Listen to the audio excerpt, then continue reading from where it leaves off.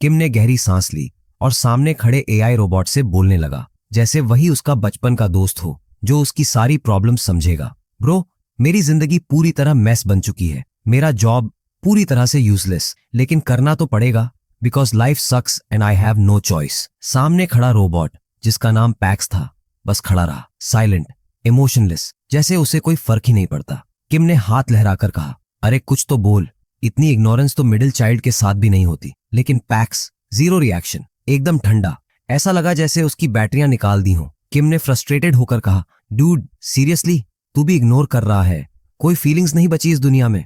अचानक एक और एआई रोबोट एंटर हुआ, एकदम एटीट्यूड के साथ। उसने सीधा किम को देखा और बोला, साइड हटो ह्यूमन, मुझे पैकेज ट्रांसपोर्ट करना है। किम थोड़ी देर उसे देखता रहा, फिर चुपचाप साइड हो गया। रोबोट पैकेज उठाकर चला गया, जैसे किम की एग्जिस्टेंस का कोई मतलब ही ना हो। किम ने आसमान की तरफ देखा और मन ही मन सोचा, वाओ, रोबोट्स भी मुझे बेरोजगार बनाने पर तुले हैं। उसकी जिंदगी ऑफिशियली डिप्रेशन मोड में जा रही थी। उसे रियल ह्यूमन इंटरेक्शन चाहिए था, कोई ऐसा जिससे बात करके लगे कि वो अकेला नहीं है। तुम्हें भी नहीं चाहिए एक रोबोट गर्लफ्रेंड, राइट? किम ने खुद से कहा और एक ठंडी सांस ली। एक मैसिव लॉजिटेक वेयरहाउस, हर जगह एआई रोबोट्स और ड्रोन्स काम कर रहे हैं, पैकेजिंग, डिलीवरिंग, मैनेजिंग, पूरी तरह से एक रोबोटिक एम्पायर। और इन सब के बीच किम मशीन्स को मैनेज कर रहा था। वो ऊपर देखता है और सोचता है, मैंने अपनी लाइफ में गलत टर्न ले लिया है। तो अब आते हैं बैक स्टोरी पर। यह सब 2 महीने पहले शुरू हुआ, जब किम का मिलिट्री से डिस्चार्ज हुआ। वो इतना एक्साइटेड था जैसे कोई कैदी जेल से रिहा हो गया हो, लेकिन उसकी खुशी टिकटॉक ट्रेंड से भी जल्दी खत्म हो गई। पेरेंट्स का फोन आया, बेटा हम दूसरी सिटी में शिफ्ट कर रहे हैं, पुराना घर छोड़ दिया और तुम्हारे लिए 6 महीने का रेंट भी पे कर दिया। अब अपनी लाइफ सेट करो, पैसे कमाओ और सक्सेसफुल बनो। और उसी दिन से किम की हेलिश लाइफ शुरू हो गई। शुरुआत में सब बढ़िया था, कोई पेरेंट्स नहीं जो लेक्चर दें, 6 महीने का रेंट पहले से पेड और सेविंग्स में थोड़ा पैसा। किम ने सोचा, लाइफ सेट है, थोड़ी मस्ती करेंगे, पार्ट टाइम जॉब ढूंढेंगे, कैफे में काम करेंगे, लड़कियों से मिलेंगे और मजे करेंगे। लेकिन दुनिया इतनी दयालु थोड़ी ना होती है। हर कैफे में उसे सेम जवाब मिला, एटलीस्ट 1 साल का एक्सपीरियंस चाहिए, या अच्छा दिखना जरूरी है, या बेटर अगर लड़की हो। किम के कैफे जॉब के स्वीट ड्रीम्स वहीं क्रश हो गए। फिर उसने बाकी जॉब्स के लिए अप्लाई करना शुरू किया, लेकिन एक के बाद एक रिजेक्शन। 2 महीने बाद उसकी सेविंग्स खत्म होने लगी और डिप्रेशन ने उसे पकड़ लिया।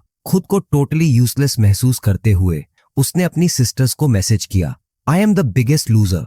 और उसकी बहनों ने क्या किया, मजाक उड़ाया। और क्या, किम इतना लेजी था कि उसने उन्हें फोन में सिस्टर #1 और सिस्टर #2 के नाम से सेव कर रखा था। लेकिन सिस्टर #2 के पास एक आइडिया था। उसकी एक दोस्त के पास बिगेस्ट डिलीवरी एजेंसी में जॉब का जुगाड़ था। और इसी तरह किम की जिंदगी ने 180 डिग्री टर्न लिया और वो पहुंच गया अमेजोनिया में जॉब करने। किम अब वेयरहाउस में खड़ा था, ऊपर देख रहा था, सोच रहा था, WTF, ये मेरी लाइफ कैसे बन गई। रोबोट चारों तरफ घूम रहे थे, पैकेज डिलीवर कर रहे थे और उसका पार्टनर भी एक मशीन थी। कॉन्वर्सेशन की तो छोड़ो, एक डिसेंट रिस्पॉन्स तक नहीं मिलता। तभी उसका मैनेजर आ जाता है। किम अचानक टेंस हो जाता है। मैनेजर बोलता है, टूना कैंस खत्म हो गए हैं, लेकिन एआई सिस्टम कह रहा है कि स्टोर हाउस में भरे पड़े हैं, जाओ चेक करो। किम बाहर से मुस्कुराता है, लेकिन अंदर से हम सब जानते हैं कितना मिजरेबल फील कर रहा होगा। पर कर भी क्या सकता था। वेयरहाउस की तरफ बढ़ गया और टूना कैंस की तलाश शुरू कर दी।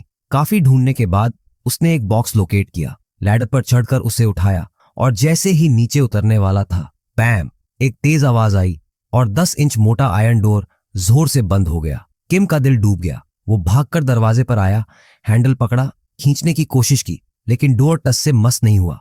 Panic mode on. उसने अपने मैनेजर को कॉल किया, कोई जवाब नहीं। अब फ्रस्ट्रेशन लेवल पीक पर था। किम ने सोचा 911 कॉल करूं, लेकिन फिर खुद को समझाया, रिलैक्स, ये कोई फ्रिज नहीं है जहां ऑक्सीजन खत्म हो जाए, शायद बस कोई टेक्निकल ग्लिच है। अगर उसने 911 को कॉल कर दिया और बात छोटी निकली तो मैनेजर उसकी वॉट लगा देगा। तो उसने वेट करने का फैसला किया। पर अब बोर्डम लेवल बढ़ रहा था। उसने एक सेल्फी खींची, सिस्टर #2 को भेजी और लिखा, गेस व्हाट, मैं वेयरहाउस में फंस गया हूं। किम ने सोचा कि शाम तक वेट करेगा, अगर कोई नहीं आया तो 911 कॉल करेगा। लेकिन तभी उसकी सिस्टर का मैसेज आया, भाई मेरे घर के सामने की बिल्डिंग कोलैप्स हो गई। अब किम का स्ट्रेस लेवल 100% बढ़ गया। उसने सिस्टर #2 को कॉल करने की कोशिश की, लेकिन कोई जवाब नहीं। एक अजीब सा बैड फीलिंग आ रहा था, कुछ गड़बड़ थी। और जैसे ही वो प्रोसेसिंग करने की कोशिश कर रहा था, जमीन हिलने लगी। किम का फोन हाथ से गिर गया। वेयरहाउस अलार्म बजने लगा और एक एआई वॉइस चीखने लगी। सारे कर्मचारी तुरंत बाहर निकले। किम का दिल जोर से धड़कने लगा। वो आयरन डोर पर जोर जोर से थप्पड़ मारने लगा। मैं अभी अंदर हूं, दरवाजा खोलो।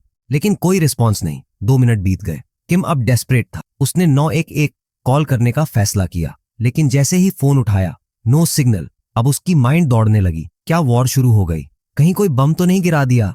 ये क्या चल रहा है? लेकिन इससे पहले कि वो कुछ सोच पाता, थर्ड बाहर से एक जोरदार आवाज आई। किम फ्रीज हो गया। उसकी आंखें चौड़ी हो गईं। किसी चीज ने 10 इंच मोटे आयरन डोर को जोर से धक्का मारा और दरवाजा टेढ़ा हो गया, जैसे वो कार्डबोर्ड हो। किम के हाथ कांपने लगे। जो भी बाहर है वो इंसान नहीं है। तभी उसने बाहर से एक अजीब सा हॉर्न सुना। अगर मैं कोई भी आवाज करूंगा, मेरी मौत पक्की है। किम स्टैचू की तरह खड़ा हो गया। सांस तक नहीं ले रहा था। पसीना टपकने लगा। उसने आंखें बंद कर ली। प्रेयर करने लगा, भगवान ये सब जल्दी खत्म कर दो। ये एक बुरा सपना है। मैं जब आंखें खोलूंगा सब ठीक होगा। लेकिन सपना नहीं था। किम वहीं फर्श पर गिरकर सो गया। जब आंख खुली, वो अब भी उसी वेयरहाउस में था, भूख से बेहाल। उसने टूना का एक बॉक्स खोला और खाने लगा। रुको, मैं यहाँ कब से फंसा हूँ?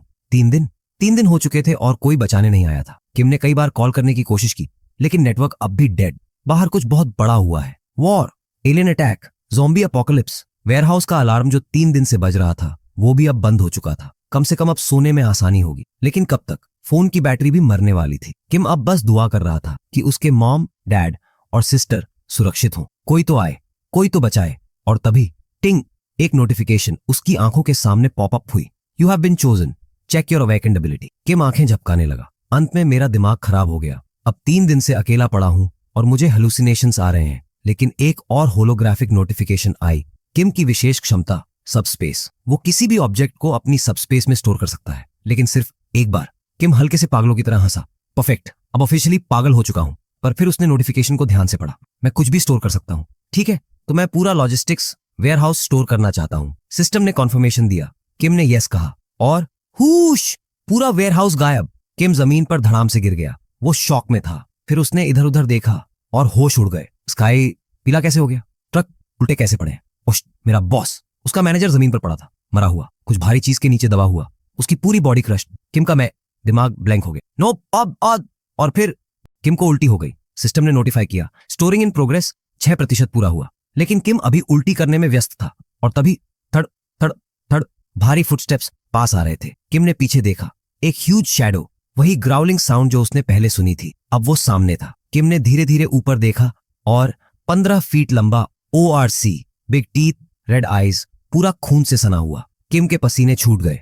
उसका दिमाग अभी भी समझने की कोशिश कर रहा था। रिलैक्स, शायद कोई गोरिल्ला होगा या कोई भालू, शायद कोई जंगली जानवर ही हो। बिना पीछे देखे किम भागने लगा। अगर मैं अभी भाग जाऊं तो शायद बच जाऊं। लेकिन रो रो रो रो रो रो रो रो रो रो रो ऑक ने जोर से दहाड़ मारी। किम ने पीछे देखा और उसकी आंखें फटी रह गईं। फाड़ द, ये तो सच में मॉन्स्टर ऑनर्स ही है। अब किम चीखता हुआ भागने लगा, लेकिन स्प्लैट, उसका पैर उसके बॉस के खून और गट्स पर फिसल गया। ओ गॉड ओ गॉड ओ गॉड।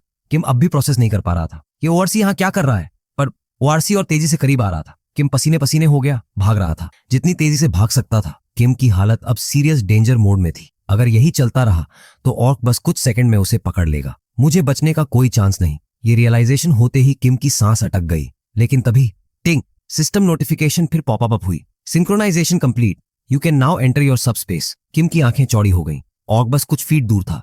किम ने बिना सोचे समझे यस चिल्ला दिया। हुश, एक पोर्टल खुला और जैसे ही ऑर्क ने उसे पकड़ने के लिए हाथ बढ़ाया, किम अचानक पोर्टल के अंदर खिंच गया। अब किम एकदम अंधेरे में खड़ा था। उसने आंखें बंद कर लीं। क्या मैं मर गया? लेकिन जैसे ही उसने आंखें खोली, वो शॉक में था। और कभी भी बाहर था, पोर्टल के दूसरी तरफ खड़ा, उसे घूर रहा था। लेकिन ये अंदर क्यों नहीं आ रहा? तभी एक ड्रोन उड़कर आया और बोला, सबस्पेस में सिर्फ तुम ही एंटर कर सकते हो। तुम्हारी परमिशन के बिना कोई अंदर नहीं आ सकता। किम हैरान रह गया। ये ड्रोन इतना ह्यूमन लाइक क्यों लग रहा है? उसने इधर उधर देखा। होली शी, वो फिर से लॉजिस्टिक्स सेंटर में था। वही वेयरहाउस, वही रोबोट्स, वही मशीनें। क्या सिस्टम ने सच में पूरी लिटेक्ट फैसिलिटी को मेरे सबस्पेस में डाल दिया? सिस्टम ने कॉन्फर्मेशन दिया, हाँ, पूरी सुविधा अब तुम्हारे सबस्पेस में स्टोरेड है। वही रोबोट्स काम कर रहे थे जैसे कुछ हुआ ही ना हो। किम हैरानी से हंसा। डैम, मैंने तो पूरा अमेज़न डोमेन एक्सपेंशन खोल लिया। टिंग, सिस्टम ने अनाउंस किया, बधाई हो, पहली बार सबस्पेस एंटर करने पर रिवॉर्ड मिलेगा। किम के हाथ में एक नीला चमकता हुआ पत्थर मटेरियलाइज हुआ। एक माना स्टोन प्राप्त। किम अभी इस माना स्टोन को समझ ही रहा था कि थर्ड थर्ड थर्ड। पोर्टल के बाहर ऑक ने दरवाजा तोड़ने की कोशिश शुरू कर दी। ब्रो। किम झटके से पीछे हटा और की आंखें खून से भरी हुई थीं, मुंह से लार टपक रही थी। किम पैनिक में चिल्लाया, आर यू श्योर ये अंदर नहीं आ सकता? सिस्टम ने कामली कंफर्म किया, हाँ, तुम्हारी परमिशन के बिना कोई अंदर नहीं आ सकता। किम ने रिलीफ की सांस ली, पर तभी टिंग, सिस्टम की एक और विंडो पॉपअप हुई। पैक्स फुलफिलमेंट सेंटर, 5 मंजिला इमारत, 33,000 वर्ग metre, products to improve customers lives, shipping speed 60 kilometre per hour, package limit 2 metres. Kim blinking mode में चला गया। WTH, shipping speed 60 kilometre per hour. क्या बकवास है। और इससे पहले कि वो कुछ समझ पाता, सिस्टम ने एक और वार्निंग दी, ओनली 2 मिनट बाकी है मेंटेनेंस। किम पैनिक में चिल्लाया, वेट, क्या पूरी फैसिलिटी बंद हो जाएगी? ड्रोन ने कंफर्म किया, लेकिन फैसिलिटी को चलते रखने के लिए तुम माना स्टोन का इस्तेमाल कर सकते हो। माना स्टोन 24 घंटे की एनर्जी सप्लाई। किम ब्लोन अवे था। क्या एक छोटा सा पत्थर इतनी एनर्जी दे सकता है? ड्रोन ने एक्सप्लेन किया, जब से पैक्स फुलफिलमेंट सेंटर को सब स्पेस में स्टोर किया गया था, इसका एनर्जी सिस्टम मॉडिफाइड हो गया है। अब ये नॉर्मल इलेक्ट्रिसिटी की बजाय माना स्टोन्स पर चलेगा। किम ने संदेह से पूछा, तो ये पूरी फैसिलिटी अब मैजिक से चलती है? ड्रोन ने बिल्कुल मैटर ऑफ फैक्ट टोन में कहा, सही। और तभी lights off. Drone warning mode में चला गया। इंग्री सप्लाई कट ऑफ। अगर वाले फ्रीजर्स और रेफ्रिजरेटर्स बंद हो गए तो पैक्स फ्रेश प्रोडक्ट्स सड़ जाएंगे। किम ने बाहर देखा, पोर्टल के दूसरी तरफ ऑर्क अब भी उसे मारने के लिए बेताब था। गॉड, बाहर तो पूरा वॉर जोन है। किम को अब समझ आ गया, खाने का सोर्स बचाए रखना सबसे जरूरी था। अगर फूड सप्लाई बंद हो गई तो सर्वाइवल इम्पॉसिबल था। किम ने ड्रोन से अगला स्पष्ट सवाल पूछा, और माना स्टोन कहां से मिलेंगे? ड्रोन ने एक सीधा जवाब दिया, दूसरे दुनिया के जीवों से। किम का दिल डूब गया। मतलब मुझे और मॉन्स्टर्स से लड़कर ये माना स्टोन्स लेने होंगे? किम का दिमाग 1000% नो नो नो चिल्ला रहा था, लेकिन अभी और कोई ऑप्शन नहीं था। फाइन, अभी के लिए ये माना स्टोन यूज करता हूं। किम ने सिस्टम में माना स्टोन डाल दिया। फैसिलिटी फिर से ऑन हो गई। अब अगला स्टेप, हथियार पकड़ो। किम भागते हुए फैसिलिटी के अंदर गया और कुछ हथियार उठाए। सिस्टम ने हर हथियार की प्राइस डिस्प्ले कर दी। गॉड, अगर सारे वेपन्स यूज कर दिए तो फिर? अब किम को स्ट्रैटेजी बनानी थी। इस ऑर्क को मारने की जरूरत नहीं, बस घायल करना है। ऑर्क सब स्पेस में घुस नहीं सकता, तो किम को इसे धीरे धीरे खत्म करना होगा। किम ने पूरी ताकत से एक एक्स उठाई। सूश, थंक, एक्स ऑर्क की स्किन को हल्का सा काट पाई। अब ऑर्क और ज्यादा गुस्से में था। मॉन्स्टर को और भी ज्यादा गुस्से में आते देख किम का दिमाग हैंग होने लगा। पसीना टपक रहा था, लेकिन उसने हार नहीं मानी। उसने फुल पावर में 13 और हैवी एक्सेस फेंकी, लेकिन कुछ नहीं हुआ। शून्य नुकसान। बीस्ट वहीं खड़ा था, जैसे उसे कोई फर्क ही नहीं पड़ा हो। किम के दिमाग में अब रेड अलर्ट बजने लगा।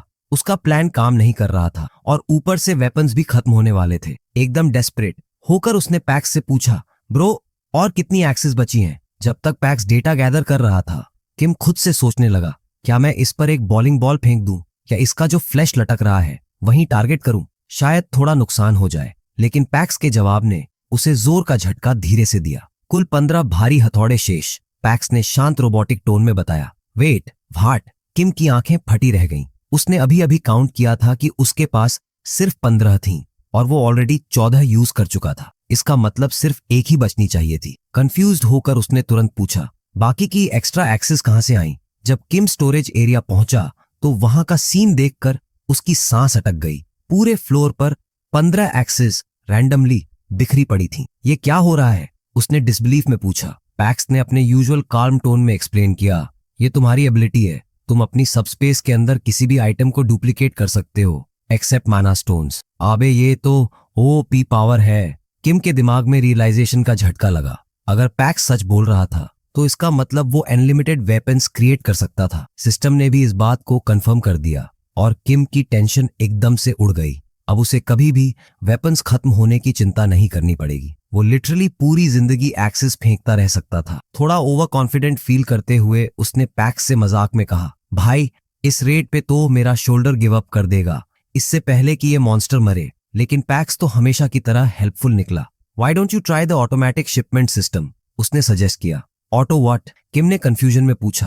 पैक्स ने एक्सप्लेन किया, तुम हर 30 सेकंड में एक ऑब्जेक्ट शिप कर सकते हो। अगर शिपमेंट टाइम कम करना है तो तुम माना स्टोन्स से अपनी सबस्पेस अपग्रेड कर सकते हो। Wait, you are telling me कि मैं एक एक्स शिप कर सकता हूं सीधा मॉन्स्टर पर? कैसे? पैक्स ने सिंपल सा जवाब दिया, बस एक्स के बारे में सोचो और जोर से शिप बोल दो। Alright, let's give it a shot, Kim ने एक्साइटमेंट में कहा। उसने अपने दिमाग में एक्स इमेजिन की और पूरे जोश में चिल्लाया, शिप। और इससे पहले कि उसे समझ आता क्या हुआ, एक्स पोर्टल के अंदर जूम हुई और सीधा मॉन्स्टर के चेहरे पर मिसाइल की स्पीड में जा टकराई। बाम! मॉन्स्टर वहीं के वहीं ढेर। 1 शॉट फिनिश। किम कुछ सेकंड तक वहीं स्टन्ड खड़ा रहा। आंखें वाइड ओपन। ये तो Amazonia prime on beast mode निकला। पैक्स ने कामली रिवील किया, तुम स्पीड एडजस्ट भी कर सकते हो, मैक्सिमम 60 किलोमीटर प्रति घंटा तक। अगर इससे ज्यादा चाहिए तो तुम्हें अपनी स्किल्स एनहांस करनी होंगी। किम ने एक लंबी सांस ली और मुस्कुराया। तो बेसिकली मैं अब अनलिमिटेड वेपन्स के साथ एक पोर्टेबल मिसाइल लॉन्चर बन चुका हूं। पैक्स ने बिना किसी इमोशन के रिप्लाई दिया। एग्जैक्टली। किम का ग्रिन और बड़ा हो गया।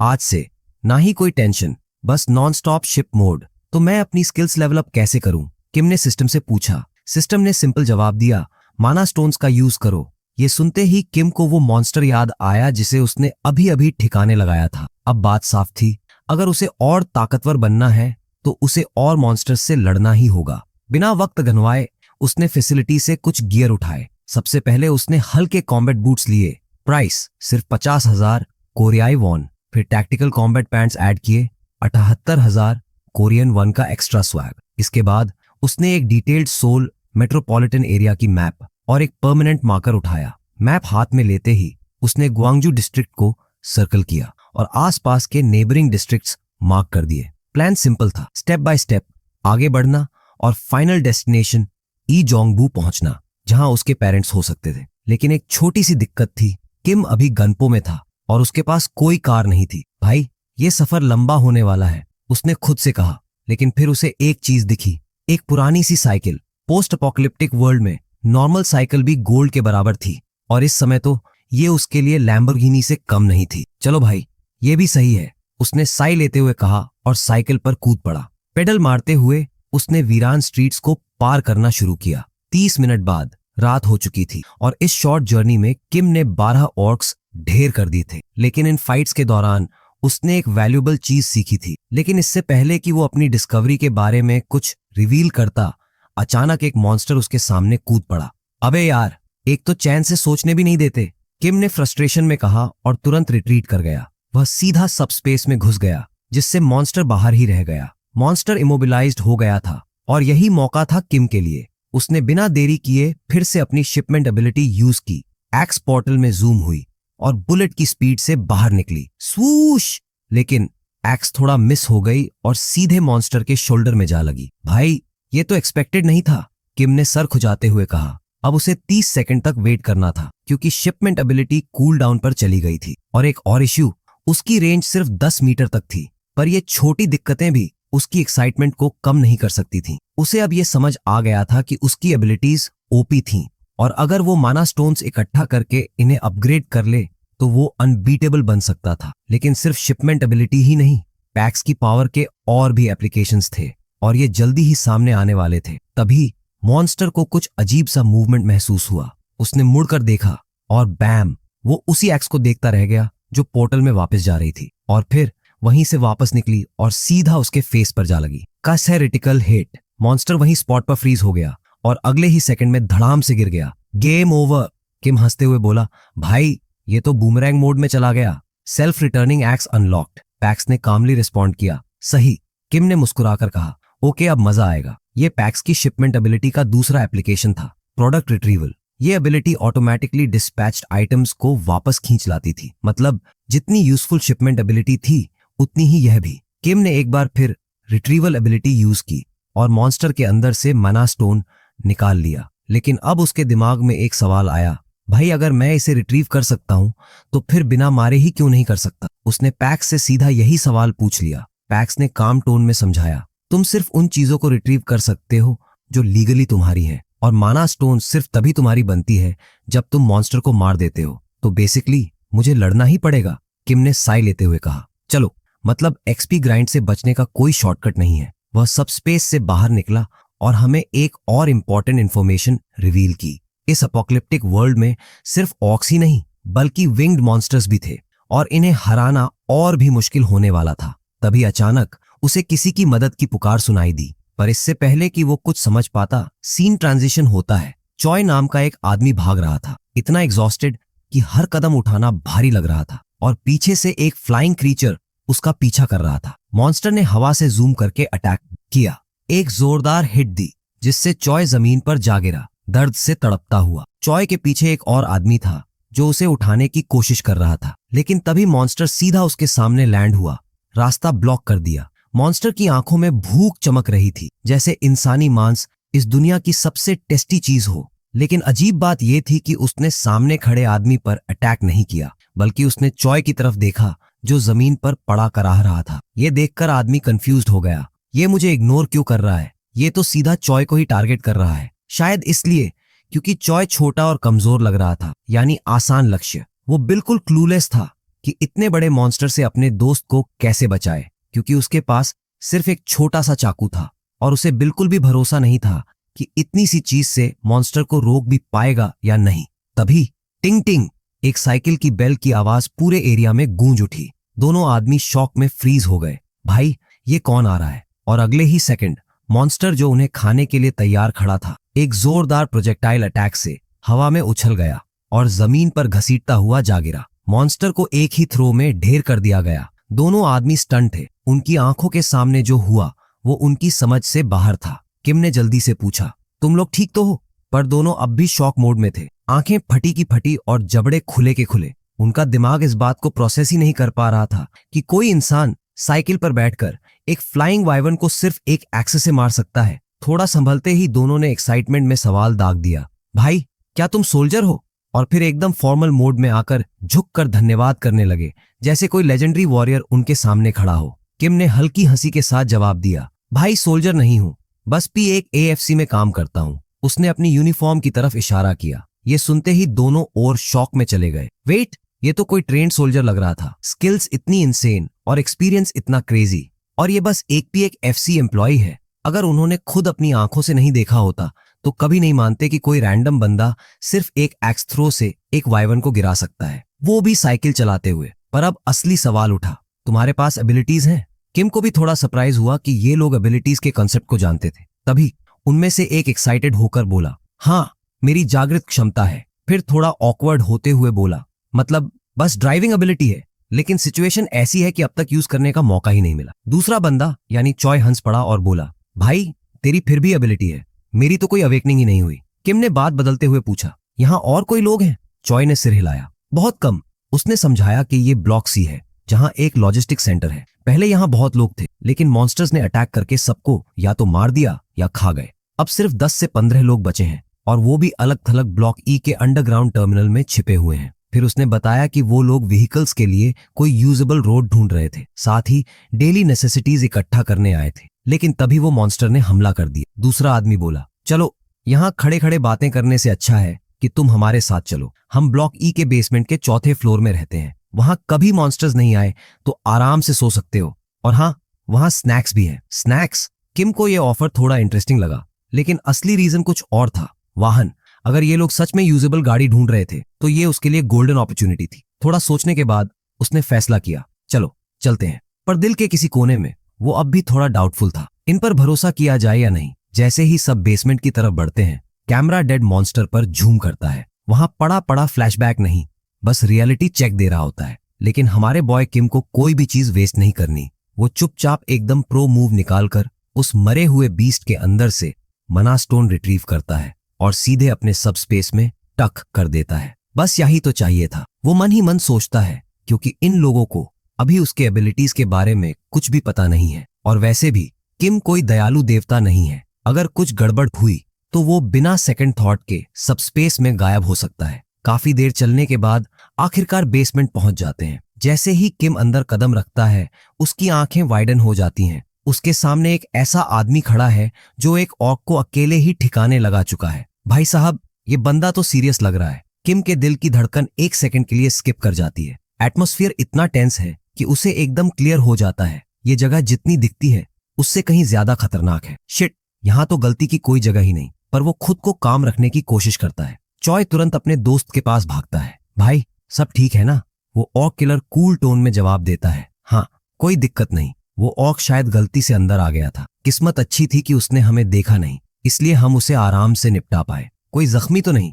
चॉय थोड़ा घबराया हुआ पूछता है। नो, सब सेफ है, लेकिन अब हम ये सुनिश्चित नहीं कह सकते कि ये जगह सुरक्षित है। किम ये सुनकर थोड़ा डर का मोड में चला जाता है। भाई, यहाँ रहने का प्लान तो मैंने नहीं बनाया था। पर फिर वो स्नैप आउट होता है जब सडनली वो ऑर्क किलर उसी की तरफ देखने लगता है। और ये कौन है? चॉय एकदम एक्साइटेड मोड में एक्सप्लेन करता है, ये किम है। भाई ने एक फ्लाइंग वाइवन को सोलो उड़ा दिया। और गेस करो, पी एक एफसी में काम करता था। व्हाट?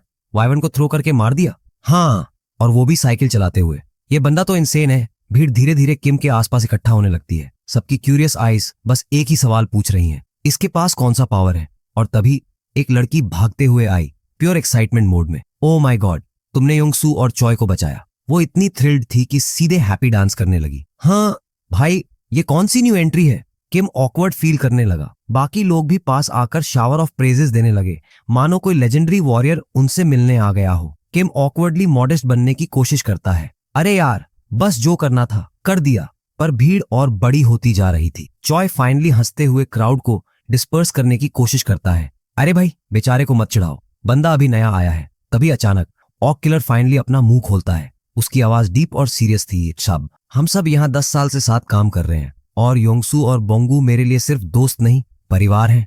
वो गहरी नजर से किम की तरफ देखता है और फिर हल्का सा सिर झुकाकर कहता है, मैं जेन्युइनली थैंकफुल हूं कि तुमने मेरी फैमिली को बचाया। किम थोड़ा शॉक मोड में चला जाता है। भाई, ये बंदा तो रिस्पेक्ट देने आ गया। फिर वो अपना हाथ आगे बढ़ाता है। मेरा नाम ली जिन मोआच है, अमेजनिया लॉजिस्टिक सेंटर का मैनेजर। किम बस एक चीज सोच रहा था, भाई ये जगह नॉर्मल नहीं है। जिन मोच ने जल्दी से किम को इस जगह का एक छोटा सा टूर दिया। देखो, हम ये तो गारंटी नहीं दे सकते कि ये प्लेस पूरी तरह सेफ है, बट आउटसाइड वर्ल्ड से तो कहीं बेटर है। हमारे पास लॉजिस्टिक्स सेंटर की वजह से खाने पीने की कोई दिक्कत नहीं, तो तुम बिना किसी टेंशन के चाहे जितना खा सकते हो। किम अंदर ही अंदर खुश हो गया। भाई, ये तो लग रहा है जैसे किसी होटल में आ गया हूं। पर तभी वेट, योंगसू सडनली बीच में बोल पड़ा। जिस लॉजिस्टिक्स सेंटर की बात कर रहे हो वो तो अचानक गायब हो गया है। हाँ, सभी की आंखें वाइड ओपन हो गई। केवीए, जिनमुआच तुरंत घूरते हुए पूछता है, तू क्या बोल रहा है? ये कैसे पॉसिबल है? पर चॉय उसकी बात कंफर्म करता है। हाँ ब्रो, वो लिटरली गायब हो गया और इसी वजह से हम लोग उस वाइवन से भाग रहे थे। बाकी लोग शॉक्ड साइलेंस में चले गए। भाई, इतनी मैसिव बिल्डिंग ऐसे ही गायब हो सकती है? किसी को यकीन नहीं हो रहा था। पर जिनमुआच धीरे धीरे रियलिटी एक्सेप्ट करने लगा। अगर ये दुनिया इतनी बदल सकती है कि यहाँ मॉन्स्टर्स घूम रहे हैं, तो किसी बिल्डिंग का वैनिश हो जाना भी ज्यादा अजीब नहीं लग रहा। किम एकदम चुपचाप खड़ा था। वेट, कहीं ये मेरी सबस्पेस एबिलिटी से तो नहीं जुड़ा? पर वो ज्यादा कुछ रिएक्ट नहीं करता, चुपचाप सोच में पड़ जाता है। तभी जिन मॉच ने सबको काम करने की कोशिश की। पैनिक करने से कुछ नहीं होगा। अगर हम यहीं रुके रहे तो हालात और खराब होंगे। हमें जल्दी से टनल के जरिए बाहर निकलना होगा। बाकी लोग एकदम साइलेंट मोड में चले गए। पर वो लड़की जिसने पहले हैप्पी डांस किया था, उसने फिर से सबको मोटिवेट करने की कोशिश की। लुक, लॉजिस्टिक्स सेंटर नहीं रहा तो क्या, हमें आगे का सोचना होगा। अगर हमें जिंदा रहना है तो हमें रिस्क लेना पड़ेगा। किम को थोड़ा डाउट हुआ। फोर्स और वे थ्रू मतलब? जिन मोच ने गंभीर एक्सप्रेशन के साथ बताया, मतलब हमें रास्ता बनाना होगा। सबके घर अलग अलग जगह हैं और हमें वहां तक जाने के लिए व्हीकल्स चाहिए। पर प्रॉब्लम यह है कि सारे रास्ते ब्लॉक्ड हैं। क्या व्हीकल्स? किम का इंटरेस्ट सडनली बढ़ गया। ब्रो, गाड़ी मिलेगी? उसने एक्साइटेड टोन में पूछा। कौन से व्हीकल्स हैं? जिन मोच थोड़ा निराश होकर बोला। हाँ, व्हीकल्स तो हैं, पर रोड्स ब्लॉक हैं। नॉर्थ साइड एक पूरा गोल्फ कोर्स रास्ता रोक रहा है, पूर्व कंटेनर पड़े हुए हैं, और साउथ पूरी योंगडोंग एक्सप्रेसवे डिस्ट्रॉय हो चुकी है। किम अंदर ही अंदर सोचने लगा, भाई अब तो गाड़ी का जुगाड़ करना ही पड़ेगा। पर एक प्रॉब्लम थी। टनल जो सिर्फ एक एग्जिट था, वहां वाइवर्न्स का पूरा गैंग जमा हो चुका था। अब तक लोग लॉजिस्टिक्स सेंटर से खाना पानी ले रहे थे, पर अब वो गायब हो चुका था। अब सिर्फ एक ही रास्ता है, टनल से निकलना, जिन मोक ने सीरियस टोन में कहा। फिर उसने किम की तरफ देखा। तुझे टनल से जाने की जरूरत नहीं है, गाड़ियां नहीं निकल सकती, पर तू पैदल या साइकिल से जा सकता है। किम बिना सोचे बोल पड़ा, नहीं, मुझे भी एक व्हीकल चाहिए। सबसे अच्छा यही होगा कि मैं भी टनल से जाऊं। जिन मोक ज्यादा डिस्कशन नहीं करता। ठीक है, अगर तैयार है तो हमारे साथ आ सकता है। किम स्माइल करता है, चलो देखते हैं क्या होता है। पर अंदर से वह कुछ और ही सोच रहा था। अपनी एबिलिटीज हाइड रखनी होंगी। ये लोग फ्रेंडली लग रहे थे, लेकिन सर्वाइवल के लिए सब कुछ कर सकते थे, खासकर अब जब उनके पास ना खाना बचा था ना सप्लाईज। किम ने डिसाइड किया कि वो अलर्ट रहेगा। फिर वह जिन मोक से कहता है कि उसे पहले टनल चेक करना है, पर रियल मकसद कुछ और था। वाइवर्न्स का सफाया करूंगा और ढेर सारे मना स्टोन्स इकट्ठे करूंगा। अब तक किम ने कई मॉन्स्टर्स फिनिश कर दिए थे। अब उसके पास पूरे 5 मना स्टोन्स थे। अब शिपमेंट कूल डाउन सिर्फ 5 सेकंड्स रह जाएगा। पर असली मजा था नई शिपिंग एबिलिटीज में। प्रिसाइज डिलीवरी, सीधा टारगेट पर लॉक होगा। सिमल्टेनियस डिलीवरी, 2 आइटम्स एक साथ फेंक सकता है। Automatic delivery, automatic repeat mode. अगर ये सारी एबिलिटीज अनलॉक कर ली तो बैटल्स और इजी हो जाएंगी। पर एक दिक्कत थी, हर स्किल के लिए 10 स्टोन्स चाहिए। कोई नहीं, टनल में जाकर और स्टोन्स कलेक्ट कर लूंगा। पर किम का सपना चकनाचूर हो गया, क्योंकि उसे जबरदस्ती योंगसू के साथ भेज दिया गया। अब ये नया झंझट क्या है? किम ने सर पकड़ लिया। भाई तू साथ क्यों आ रहा है? किम ने योंगसू से पूछा। बाहर अकेले जाना बहुत डेंजरस है, लेकिन तू ही तो था जो वाइवर्न से भाग रहा था। फर्क नहीं पड़ता, अगर कोई प्रॉब्लम हुई तो तू मुझे फिर से बचा लेगा, राइट? किम फेस पाम कर लेता है। पक्का झंझट साथ लेकर आया हूँ। वैसे तूने कहा था तुझे ड्राइवर की एबिलिटी मिली है, तो क्या कोई मैसेज विंडो या कुछ दिखा था? किम ने पूछा। नहीं, कुछ नहीं दिखा, बस ऐसा फील हो रहा है कि कोई पावर है। किम का कॉन्फिडेंस जीरो हो गया। ब्रो, तेरा गट फीलिंग मेरी जान ले लेगी। रात होते ही बाइक फुल स्पीड में उड़ रही थी। किम डर से पसीना पसीना हो चुका था क्योंकि योंगसू स्टीयरिंग एक पैर से पकड़कर बैलेंस बना रहा था। तू ऐसे क्यों चला रहा है? किम ने चिल्लाकर पूछा। रोड पर बहुत सारी गाड़ियां हैं, साफ दिख नहीं रहा। तो सीधे चला, स्टंट मत मार। तभी योंगसू को एक वाइवर्न दिखा। भाई रुक, कुछ दिख नहीं रहा। जैसे ही वाइवर्न ने उन पर गुस्से से घूरा, योंगसू घबरा गया। अब क्या करें? पर तभी बाम, एक प्रोजेक्टाइल सीधा वाइवर्न को हिट करता है और वह धड़ाम से नीचे गिर जाता है। ये क्या था? योंगसू शॉक में था। किम कूल बनते हुए, सामने देख, पीछे मत देख। मीनवाइल किम चुपचाप मना स्टोन उठाकर अपने सब स्पेस में स्टोर कर लेता है। योंगसू ने टनल की तरफ इशारा किया। वो रहा रास्ता। वो फटाक से ब्रेक मारता है और किम गिरते गिरते बचता है। तू बीच रोड में क्यों रुका? किम ने गुस्से से पूछा। पर अगले ही सेकंड रियल रीजन क्लियर हो गया। टनल के बाहर हजारों मॉन्स्टर्स घूम रहे थे। भाई, आरपीआईएच हो गए। योंगसू टेंशन में सांस भी नहीं ले पा रहा था। इतने सारे मॉन्स्टर्स के बीच से निकलना इम्पॉसिबल है। जैसे ही एक मॉन्स्टर धीरे धीरे उनकी तरफ बढ़ने लगा, योंगसू पूरी तरह फ्रीज हो गया। अब क्या करे? पर किम हैरान नहीं था। अब मेरा सीक्रेट हथियार निकालने का टाइम आ गया। किम तेजी से अपना सिस्टम ओपन करता है। मुझे टाइम चाहिए। वह बिना देरी किए अपने सारे मना स्टोन्स डंप कर देता है। कूल डाउन सीधा 30 सेकंड से 5 सेकंड पे आ जाता है। भाई तू क्या कर रहा है? योंगसू कंफ्यूज था, पर किम किसी भी एक्सप्लेनेशन के मूड में नहीं था। बस अब असली गेम शुरू होगा। जैसे ही मॉन्स्टर एक जोरदार दहाड़ मारता है, सारे मॉन्स्टर्स चारों तरफ से उन पर टूट पड़ते हैं। भाई हम तो गए, योंगसू ने कांपते हुए कहा। पर किम हड़बड़ाने वालों में से नहीं था। अचानक आसमान से एक प्रोजेक्टाइल गिरता है और सीधा मॉन्स्टर को उड़ा देता है। योंगसू डर के मारे पीछे मुड़कर देखता है और उसकी आंखें फटी की फटी रह जाती हैं। एक जायंट पोर्टल उनके पीछे खुल चुका था और किम उसी के सामने खड़ा था। किम अपने सबस्पेस को 6 बार अपग्रेड करता है, जिससे उसकी शिपमेंट कूल डाउन सिर्फ 5 सेकंड रह जाती है। भाई ये क्या जादू है? योंगसू पूरी तरह कंफ्यूज था, लेकिन किम बिना समय गंवाए गिरे हुए मना स्टोन्स उठाता है और योंगसू को वार्निंग देता है, मेरे पास ही रहे, वरना मैं तुझे नहीं बचा पाऊंगा। योंगसू बिना कुछ समझे सिर्फ हाँ में सिर हिला देता है, पर उसका ध्यान पीछे खड़े पूरी लॉजिस्टिक्स सेंटर पर जाता है। तभी और वाइवर्न्स उन पर टूट पड़ते हैं। भाई अब क्या करेंगे? योंगसू घबरा जाता है, पर किम अब डिलीवरी मोड में था। एक और वाइवर्न सिर्फ एक शॉट में ढेर। अरे ये क्या हो रहा है? योंगसू ने आश्चर्य से देखा। पर यह तो बस स्टार्टिंग थी। अब वाइवर्न्स का पूरा झुंड योंगसू पर अटैक करने आ रहा था। किम एक सेकंड भी वेस्ट नहीं करता। सब स्पेस ओपन। वाइवर्न्स पूरी ताकत से सब स्पेस बैरियर से टकराते हैं। योंगसू बैलेंस खो देता है और जमीन पर गिर पड़ता है। भाई ये क्या है? पर किम ने एक सेकंड में गेम पलट दिया। वह सब स्पेस में एंटर करता है और जैसे ही मॉन्स्टर बैरियर से टकराता है, एक एक्स उड़ती है और उसे सीधा खत्म कर देती है। योंगसू हक्का बक्का रह जाता है। ये इंसान है या भगवान? किम अब समझ चुका था। बाकी सब लोग टनल को रास्ता समझ रहे थे क्योंकि वे सेफली फूड मूव करना चाहते थे, पर किम, उसे सिर्फ एक व्हीकल चाहिए, बस गाड़ी मिल जाए, बाकी सब तो मेरे लिए नॉर्मल डे है। जैसे ही किम ने एक और वाइवर्न को ठिकाने लगाया, योंगसू का दिमाग कहीं और चल रहा था। वह सोच रहा था, अगर मेरे पास भी किम जैसी पावर होती तो मैं अपने घर वालों तक सेकंड्स में पहुंच जाता। पर सबसे बड़ा सवाल उसके दिमाग में था, इतनी तगड़ी पावर के साथ किम ने मेरी मदद क्यों की? अचानक उन्होंने देखा कि सारे मॉन्स्टर्स भाग रहे थे। किम मुस्कुराया और खुद से कहा, ये छिपकली जितनी लगती है उससे ज्यादा अक्ल रखती है। वे जानते थे कि यहाँ रहने का मतलब था मौत।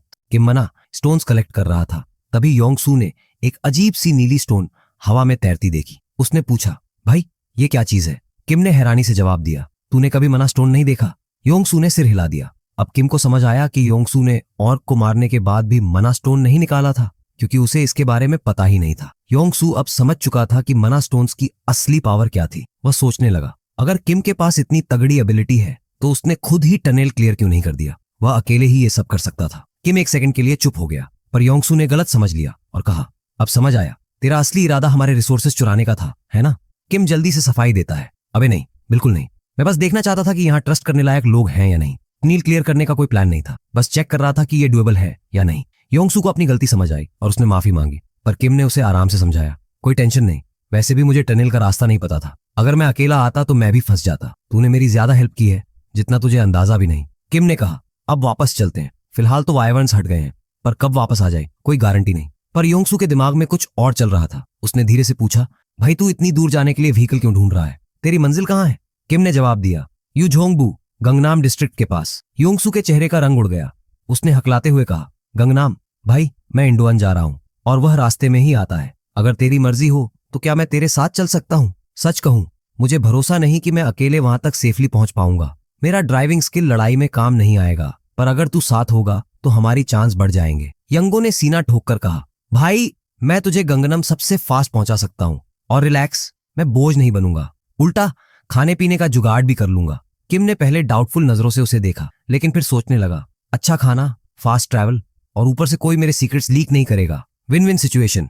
असल में किम की सबसे बड़ी टेंशन यही थी कि अगर लोगों को उसकी एबिलिटीज के बारे में पता चल गया तो क्या होगा। बेस्ट केस, लोग उसे हीरो बना देंगे। वर्स्ट केस, कोई उसे रातों रात उड़ा देगा। ओवर थिंकिंग शायद, लेकिन better safe than sorry, right? आखिरकार किम ने यंगो को हरी झंडी दे दी। ठीक है, साथ चल सकते हो, लेकिन एक रूल है, मेरी एबिलिटीज के बारे में किसी को कुछ नहीं बताना। यंगो की आंखें एक्साइटमेंट से चमक उठी, जैसे किसी बच्चे को अनलिमिटेड कैंडी मिल गई हो। ब्रो, बिल्कुल, तुम्हारी सीक्रेट पावर सिर्फ हमारी सीक्रेट पावर। किम ने एक हल्की मुस्कान दी, फिर कहा, अटनल मैं हैंडल कर लूंगा, बस तुम इंश्योर करो कि कोई बीच में ना आए। यंगो ने पूरी सीरियसनेस में सर हिलाया, मुझ पे छोड़ दो, मिशन सिक्योर। लेकिन किम की उम्मीदों पर पानी फिर गया जब अगले ही मोमेंट यंगो ने पूरी दुनिया को अनाउंस कर दिया, भाई लोग, टेंशन लेने की जरूरत नहीं, किम अपने जागृत शक्तियों से टनल तोड़ देगा, बस हम आराम से बाहर वेट करेंगे। बाकी लोग क्या? यंगो मीनवाइल पूरे जोश से एक्सप्लेन करने में लगा था कि किम कितना ओवरपावर्ड है, और किम बस अपनी किस्मत को कोस रहा था। मेरी लाइफ में प्राइवेसी नाम की चीज क्यों नहीं है? अब जब बात बाहर आ ही गई थी तो किम ने भी ठान लिया, fine, by tomorrow morning tunnel clear कर दूंगा। असल में किम को समझ आ गया था कि यह सबसे अच्छा ऑप्शन था, क्योंकि अभी लोगों के पास फूड सप्लाई थी तो सब शांत थे, लेकिन जैसे ही खाना खत्म होगा केओस मच जाएगा। इससे पहले कि यह सर्वाइवल गेम बन जाए, टनल क्लियर करना ही बेटर था। तभी मैनेजर किम के पास आया और एकदम सिंसियर टोन में बोला, तुम्हारी एबिलिटीज के बारे में मैं कुछ नहीं पूछूंगा, लेकिन तुम हमारी मदद कर रहे हो, इसका रिस्पेक्ट है। फिर उसने किम को खाने पीने का सामान दिया। किम ने हैरानी से पैकेट पकड़ा, इतनी जेनरोसिटी, रियली? मैनेजर ने हल्का मुस्कुराते हुए कहा, तुमने हमारी सेफ्टी के लिए अपनी जान जोखिम में डाली, इतना तो बनता है। किम ने मन ही मन सोचा, कम से कम यहाँ के कुछ लोग तो समझदार हैं। उन्होंने माफी मांगते हुए कहा, हम अभी बस शुक्रिया ही कह सकते हैं, हमारे पास देने के लिए और कुछ नहीं। किम ने जल्दी से हाथ उठाया, अरे नहीं, मैंने ये अपने लिए किया क्योंकि मैं करना चाहता था, तुम्हें इतना स्ट्रेस लेने की जरूरत नहीं है, वो फूड सप्लाई तुम्हारे परिवार के लिए होगी, इसे अपने पास रखो। लेकिन यंगो तुरंत बीच में कूद पड़ा, भाई बस एक्सेप्ट कर लो, ज्यादा हम्बल बनने की जरूरत नहीं।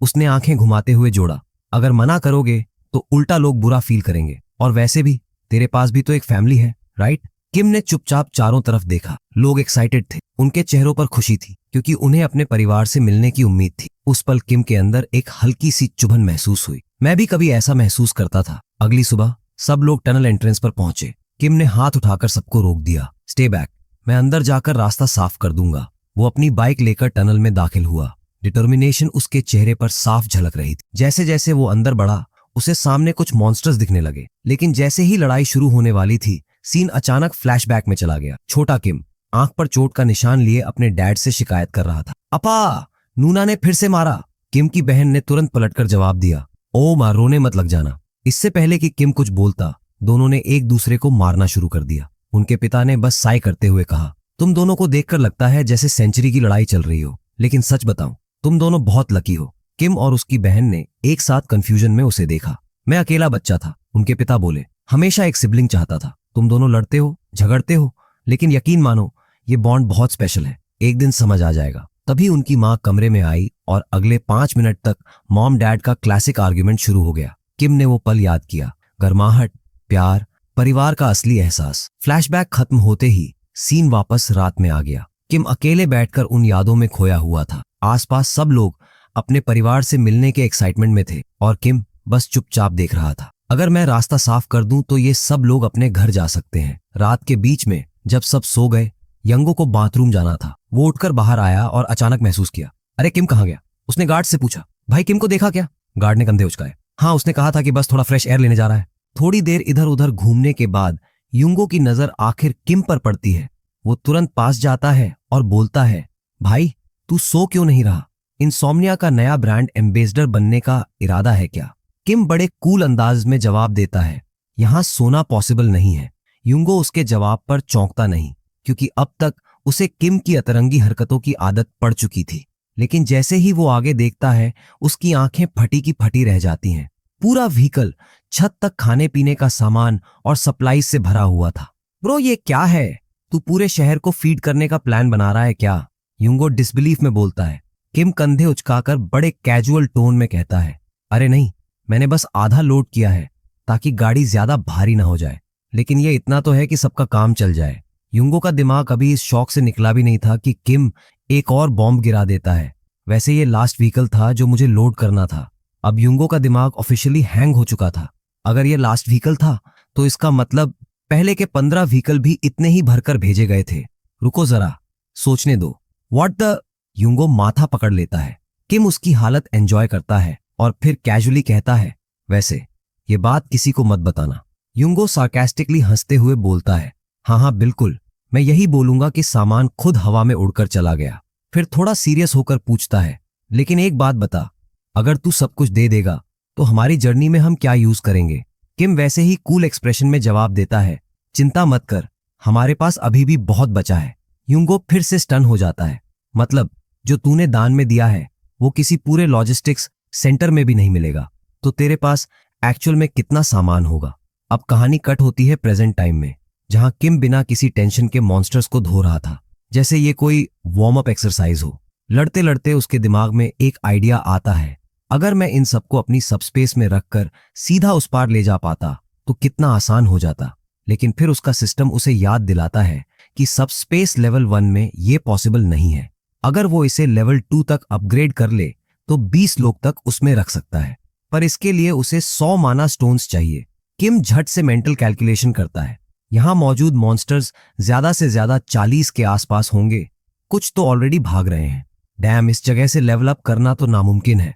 उसे दूसरा रास्ता सोचना पड़ेगा, क्योंकि उसे किसी भी हालत में अपनी फैमिली को सब स्पेस में सेफ रखना है। तभी उसकी नजर भागते हुए मॉन्स्टर्स के बीच एक अजीब सी चीज पर पड़ती है। वेट अ सेकंड, ये क्या है? वो ध्यान से देखता है तो एक जंगली हाइपर अपग्रेडेड वाइवर्न दिखता है। बाहर का सीन कट होता है, जहां सब लोग टेंशन में खड़े हैं, बेसब्री से किम के बाहर आने का इंतजार कर रहे हैं। कुछ लोग तो सच में चिंता करने लगे हैं, भाई अंदर सब ठीक है ना? कहीं टनल में फंस तो नहीं गया? और तभी अचानक वो दिखता है। किम टनल से बाहर आता है, बिल्कुल चिल मूड में, ऐसे साइकिल चला रहा है जैसे बस मॉर्निंग वॉक पर निकला हो। उसकी यूनिफॉर्म खून से सनी हुई है और सबके चेहरे पर टेंशन और डर एक साथ झलकने लगता है। लेकिन फिर जैसे ही किम के चेहरे पर एक स्माइल उभरती है, पूरी ग्रुप के चेहरे खिल जाते हैं। भाई जिंदा है। और फिर शुरू होता है जश्न। सब खुशी में झूमने लगते हैं। Mission successful. अब सबको लग रहा है कि फाइनली टाइम आ गया है अपने अपने घर लौटने का।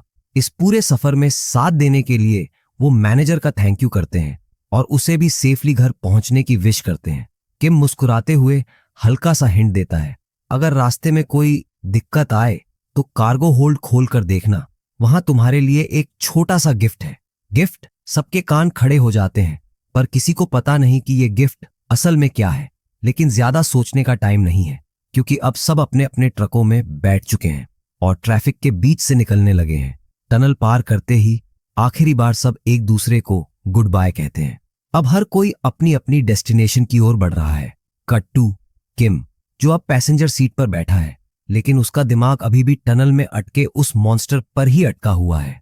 वो वाइवर्न था या कुछ और? वो सोचता है लीडर था या बस मॉन्स्टर्स का कोई एडवांस्ड वर्जन। लेकिन उसकी ये सोच अचानक एक अजीब सी क्रंच साउंड से टूट जाती है। ये क्या था? जैसे ही नजर नीचे जाती है, ट्रक के टायर्स के नीचे कुछ डेड बॉडीज कुचलते हुए दिखती है। ड्राइवर के चेहरे पर दुख साफ झलक रहा है। यार, ये हड्डियों की आवाज बहुत डिस्टर्बिंग है। किम भी देख सकता है कि उसका दोस्त अंदर से टूट चुका है, लेकिन कोई और ऑप्शन नहीं है। ये रास्ता पूरी तरह बर्बाद हो चुका है। हर तरफ बॉडीज और मलबा पड़ा है और मॉन्स्टर्स अभी भी लाशों को नोच रहे हैं। वो सोचता है, अगर मेरी डिस्चार्ज डेट 3 महीने और लेट होती तो शायद आज मैं भी इन सोल्जर्स में से एक होता। सिचुएशन जितनी बुरी दिख रही थी, हकीकत में उससे कहीं ज्यादा खराब थी। तभी यूंगो किम को बुलाता है, भाई देख आगे रोड ब्लॉक है। किम तुरंत होश में आता है और देखता है कि आगे रास्ता बंद है। लगता है मिलिट्री ने बार्ब्ड वायर लगाकर कुछ ब्लॉक किया था। यूंगो कहता है दूसरी ब्रिज से जा सकते हैं, लेकिन तभी किम की नजर कुछ अजीब चीज पर पड़ती है। ब्रिज के एंट्री पॉइंट पर एक नया टाइप का मॉन्स्टर खड़ा है, कुछ ऐसा जो उन्होंने पहले कभी नहीं देखा। अब समझ आया मिलिट्री ने यहां ये बैरियर क्यों लगाया था। यूंगो का पैनिक मोड ऑन हो चुका था। भाई हम यहां से यू टर्न मार रहे हैं, अब और आगे जाना सुसाइड है। लेकिन किम भाई पूरा चिल था। उसकी तो आंखों में चमक आ गई थी, जैसे उसे कोई जैकपॉट मिल गया हो। उसे ये पूरी सिचुएशन सिर्फ एक चीज दिख रही थी, सबस्पेस लेवल अप करने का गोल्डन मौका। तभी उसकी नजर सड़क के किनारे बने एक सुपर नैरो फुटपाथ पर जाती है, जो दोनों तरफ से बिल्कुल ब्लॉक था। परफेक्ट, किम खुशी से उछल पड़ा। यूंगो, कार मत घुमा, बल्कि इसे उस फुटपाथ से निकाल सकते हैं क्या? यूंगो ने झट से किम की तरफ देखा। भाई तू मजाक कर रहा है ना? किम सिर हिलाते हुए बोला, नहीं मैं सीरियस हूं। मेरा एक गजब का प्लान है जिससे हम बिना पीछे मुड़े निकल सकते हैं। यूंगो को यकीन नहीं हो रहा था कि ये बंदा सच में ट्रक को पैदल चलने वाले फुटपाथ से ठेलने की सोच रहा था। और तभी एक भारी भरकम औरक सामने आ जाता है, जिसकी वजह से पूरे म्यूटेंट हाउंड्स बिखर जाते हैं। लेकिन सबसे बड़ा शौक ये था कि ये मॉन्स्टर्स आपस में दोस्त नहीं थे। साइज और पावर के मामले में औरक भले ही भारी था, लेकिन हाउंड्स की संख्या ज्यादा थी और ये किसी भी हालत में पीछे हटने वाले नहीं थे। किम और यूंगो बस देखते ही रह जाते हैं। रक्त और मांस के टुकड़े हर तरफ उड़ रहे थे। भाई हम मर गए। यूंगो के चेहरे का रंग उड़ चुका था। वो किम की पागलपंती को बहुत अच्छे से जानता था, लेकिन फिर भी सीधा इन सबके बीच से ट्रक निकालना, ये तो पागलपन की भी हद है। डरते डरते वो किम से पूछता है, एक सेकंड, तेरा प्लान क्या था? तू सच में इस ब्रिज को पार करने वाला है? किम की कॉन्फिडेंस किसी और ही लेवल पर थी। यूंगो की घबराहट इग्नोर करके वो उससे एक अजीब सवाल पूछता है, तूने कभी एक गेम खेला है जिसमें 3 रेस के बीच वॉर होती है? यूंगो कंफ्यूज, क्या बकवास कर रहा है? किम बिना रुके समझाता गया, एक स्पेस स्ट्रैटेजी गेम है, स्टार के। उसमें कस्टमाइजेबल मैप्स होते हैं जहां प्लेयर्स अपनी मर्जी से सेटिंग्स बदल सकते हैं। यूंगो और भी कंफ्यूज। तो किम एक्साइटेड होकर बोलता है, मेरा फेवरेट मैप था जिसमें लिमिटेड यूनिट्स से मॉन्स्टर स्वार्म्स को रोकना होता था और हमें टेरेन को एडवांटेज के लिए यूज करना पड़ता था। और ये सिचुएशन एकदम वैसी ही लग रही है। यूंगो का सर घूम चुका था। अबे मुझे गेम की स्टोरी नहीं सुननी, यहां जान जाने वाली है। लेकिन किम को यूंगो की समझदारी की जरूरत ही नहीं थी। उसे बस ये चाहिए था कि यूंगो वो करे जो वो कहे। सबसे पहले यूंगो को ट्रक को रिवर्स में लेना था और सीधे बार्ब्ड वायर बैरियर से टकराना था। व्हाट? भाई तू सच में? यूंगो की बात अधूरी रह गई क्योंकि ट्रक धड़ाम से बैरियर को तोड़ चुका था। यह सारा हंगामा सुनकर मॉन्स्टर हाउंड्स का पूरा झुंड उनकी तरफ मुड़ चुका था। यार अब क्या? यूंगो चीखता है। अब किम का टाइम था एक्शन में आने का। उसने झट से अपने सिस्टम को एक्टिवेट किया और वो लास्ट स्किल खोली जिसे वो अभी यूज करने का सोच भी नहीं रहा था। ऑटोशिप स्किल अनलॉक्ड। 10 मैजिक स्टोन्स खर्च करके किम ने स्किल ओपन की और बिना टाइम वेस्ट किए पैक्स को ऑर्डर दिया, बच गए सारे मैजिक स्टोन्स स्पीड बूस्ट में डाल। पैक्स बिना किसी देरी के कमांड फॉलो करता है। अब शिपिंग स्पीड 100 किलोमीटर प्रति घंटा तक बढ़ चुकी थी। सब कुछ सेट था। अब किम के लिए टाइम था इन म्यूटेंट हाउंड्स को इनवाइट करने का। भाई लोग, पेट भर लिया, अब खेलने का टाइम है। बेचारे हाउंड्स, अबे इन्हें क्या पता था कि इनके साथ खेलने के लिए किम ने क्या सेटअप किया है। जैसे ही ये भूखे दरिंदे किम की तरफ दौड़े, उन्हें जिंदगी का सबसे बड़ा धोखा मिला। एक डबल डोर रेफ्रिजरेटर 100 की स्पीड में सीधा उनके मुंह पर आ गिरा। धड़ाम, और बस गेम ओवर। लेकिन ये तो सिर्फ शुरुआत थी। एक फ्रिज गाया, दूसरा आया, और फिर तीसरा, और फिर चौथा। Freezer on the loose. कुछ ही सेकंड्स में किम ने 12 मैजिक स्टोन्स इकट्ठा कर लिए और वो अपनी इस नई डिलीवरी सर्विस से बहुत खुश था। अब जबकि शिपिंग रेंज और डिलीवरी सिस्टम इंप्रूव हो चुका था, किम को एहसास हुआ कि अब वो सिर्फ फ्रिज ही नहीं, एग्स भी फेंक सकता है।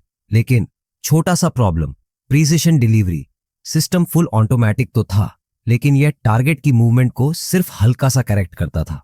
मतलब ये कि अगर कोई सुपर फास्ट मॉन्स्टर हो तो वह एक्स को डॉज कर सकता था। और ये हाउंड्स, भाई ये तो फ्लैश के दूर के रिश्तेदार निकले। 100 किलोमीटर प्रति घंटा की स्पीड से उड़ता हुआ एक्स भी ये हाउंड्स आसानी से डॉज कर सकते थे। और इनका कॉन्फिडेंस देखो, इनके सामने कोई भाई बंद भी मर रहा हो फिर भी ये हिलते तक नहीं थे। अब किम को समझ आ गया था कि एक्स से कुछ नहीं होने वाला। लेकिन फ्रिज, भाई फ्रिज बिल्कुल परफेक्ट था। साइज बड़ा, एक बार में 3 से 4 हाउंड्स को कुचल सकता था।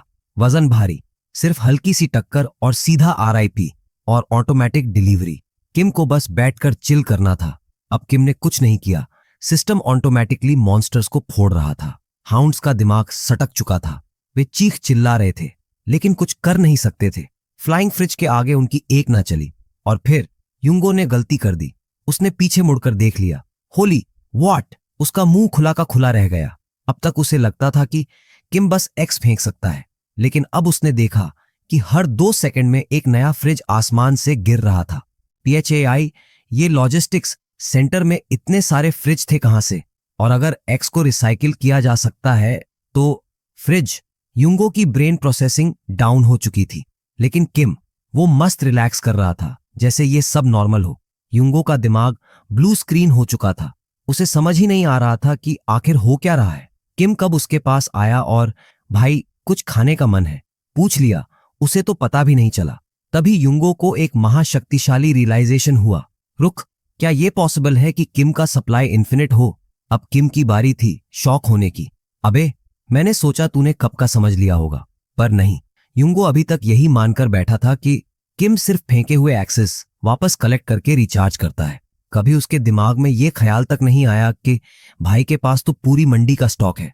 किम ने समझाया कि हाँ, सिस्टम एक्स वापस उठा लेता है, पर सिर्फ इसलिए ताकि कोई और उस पर फिसल के न गिर जाए। पर युंगो का ब्रेन अब भी प्रोसेसिंग मोड में था। Infinite supply, seriously? खैर, डीप एग्जिस्टेंशियल क्राइसिस के बाद किम ने फिर पूछा, तो तू क्या खाएगा? युंगो का दिमाग इतने अप डाउन झेल चुका था कि अब उसे बस एक कोक जीरो और डोनट चाहिए था। और पीछे फ्रिज और एक्सेस की बारिश अब भी जारी थी। युंगो थोड़ा शर्मिंदा था कि उसने किम की पावर्स को इतना अंडर एस्टिमेट किया, पर साथ ही ग्रेटफुल भी था कि भाई उसके साथ इतना शेयर कर रहा था।